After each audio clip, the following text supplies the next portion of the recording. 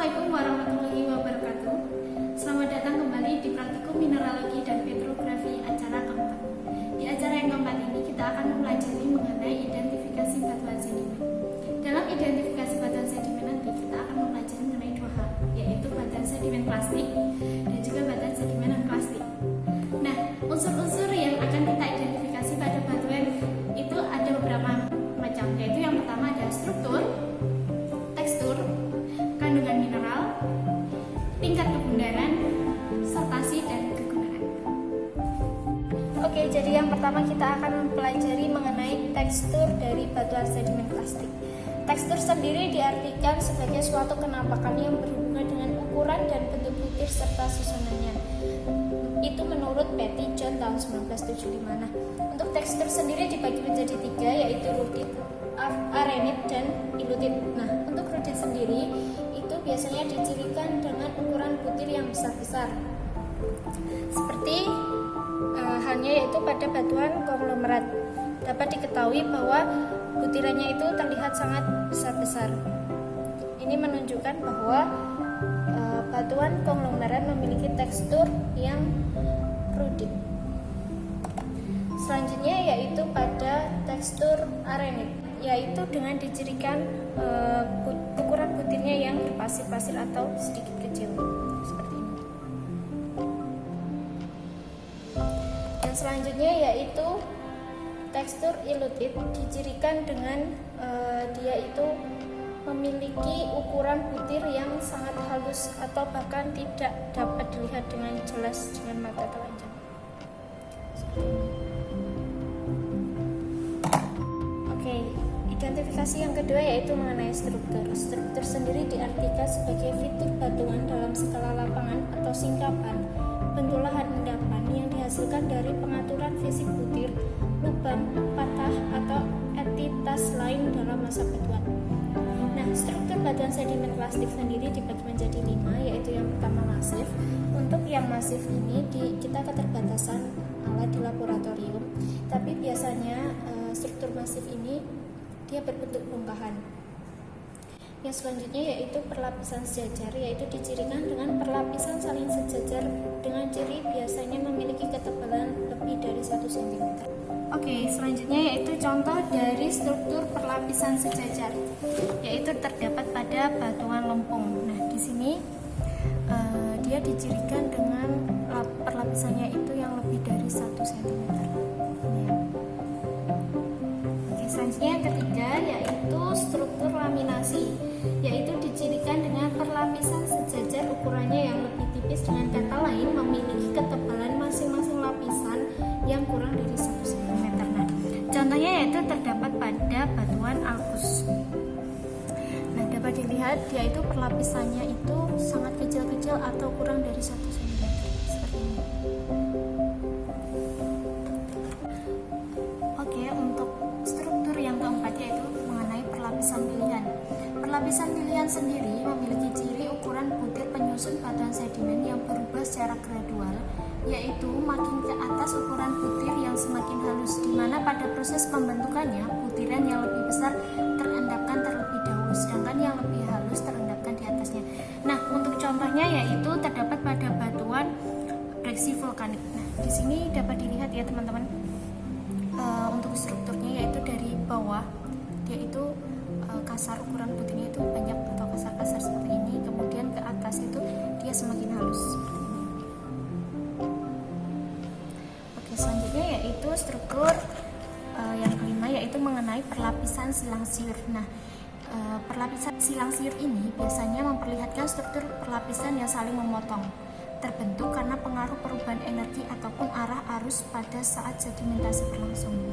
Namun karena ada keterbatasan alat di laboratorium, sehingga untuk struktur perlapisan silang siur ini tidak terdapat pada batuan yang terdapat di laboratorium seperti itu. Oke, untuk identifikasi selanjutnya itu mengenai komposisi mineral. Komposisi mineral itu dapat diketahui dari kandungan mineralnya yang melalui uji laboratorium. Salah satu contohnya yaitu terdapat pada batuan gamping yang memiliki komposisi mineral yaitu berupa kelas seperti ini ya teman-teman. Identifikasi selanjutnya yaitu identifikasi pada batuan sedimen non plastik. Nah, untuk identifikasi yang pertama yaitu mengenai tekstur. Dalam identifikasi mengenai tekstur pada batuan non plastik ini sama seperti identifikasi tekstur pada batuan sedimen plastik. Oke, selanjutnya identifikasi yang kedua yaitu mengenai struktur. Nah, pada struktur ini dibagi menjadi 3, yaitu yang pertama fossiliferous, itu diartikan sebagai struktur yang ditunjukkan oleh fosil atau komposisi organik. Salah satu contohnya yaitu terdapat pada batuan batu bara. Dia merupakan hasil dari fosil atau komposisi organik. Selanjutnya yang kedua yaitu Georgie. Dia merupakan struktur yang berongga yang terisi oleh mineral dengan pertumbuhan konsentris. Salah satu contohnya yaitu terdapat pada batuan bioklastik seperti ini. Jadi teman-teman bisa lihat ya, di sini ada lubang-lubangnya dan dia itu terisi oleh mineral-mineral tertentu. Nah, identifikasi struktur yang ketiga yaitu stilolit, yaitu merupakan struktur yang bergerigi akibat pelarutan. Struktur stiloid ini merupakan struktur yang biasanya itu dicirikan seperti batu karang. Seperti itu teman-teman, karena kita keterbatasan tidak ada batu karang, jadi teman-teman bisa lihat seperti di pinggir lautan. Oke, selanjutnya identifikasi yang ketiga pada batuan sedimen non plastik yaitu komposisi mineral. Untuk komposisi mineral pada batuan non plastik ini sama seperti komposisi mineral pada batuan plastik.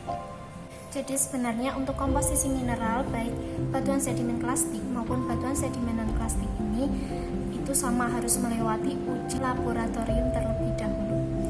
Nah, tapi teman-teman untuk praktikum kali ini karena online, jadi teman-teman bisa cari di internet seperti ini. Oke, selanjutnya identifikasi mengenai tingkat kebunaran dari batuan sedimen. Nah, untuk tingkat kebunaran ini itu sama antara batuan plastik maupun non plastik. Tingkat kebunaran sendiri itu diartikan sebagai kebulatan atau meruncingnya butiran yang dominan di batuan tersebut.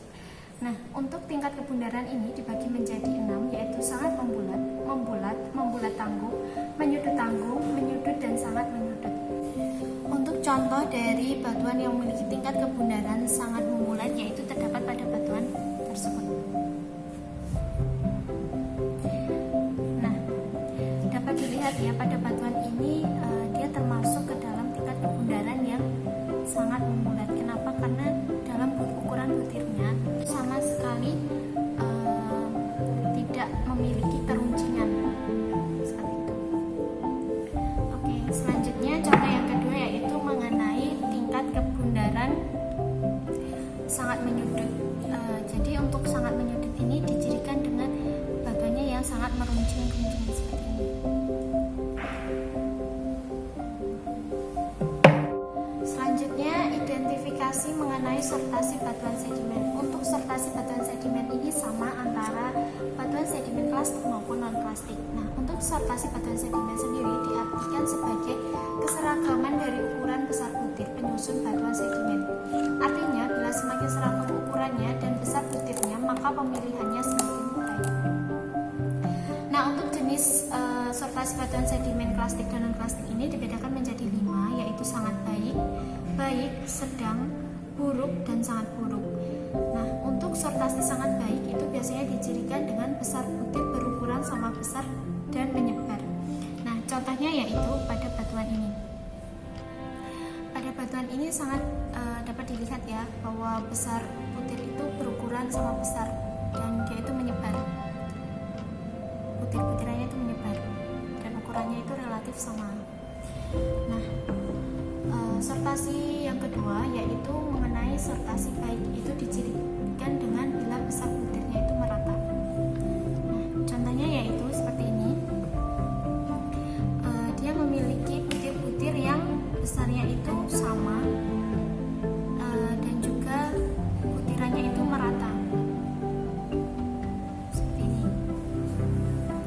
Nah, selanjutnya yaitu sortasi sedang. Sortasi sedang ini dicirikan dengan ukuran butirnya yang relatif seragam. contohnya yaitu pada batuan konglomerat. Pada batuan ini dapat dilihat bahwa sortasi batuannya itu sedang karena ukuran butirnya yang relatif sama ya, seperti ini, hampir sama kan ukurannya. Selanjutnya yaitu sortasi buruk. Ciri dari sortasi buruk sendiri yaitu bila besar butir tidak merata, terdapat matrik dan fragmen. Nah, contohnya yaitu pada batuan ini. Jadi dia itu besar butirnya itu tidak merata, ukurannya besar butir itu tidak merata dan terdapat fragmen-fragmen. Nah, untuk sortasi batuan sedimen yang terakhir yaitu sortasi sangat buruk. Dicirikan dengan besar butir berukuran tidak sama dan tidak menyebar. Nah, contohnya yaitu pada batuan ini dia memiliki besar butir berukuran tidak sama dan tidak menyebar. Nah, ada yang besar kan teman-teman, besar butirnya, terus ada juga yang sangat kecil kayak gitu. Jadi dia termasuk ke dalam sortasi sangat buruk.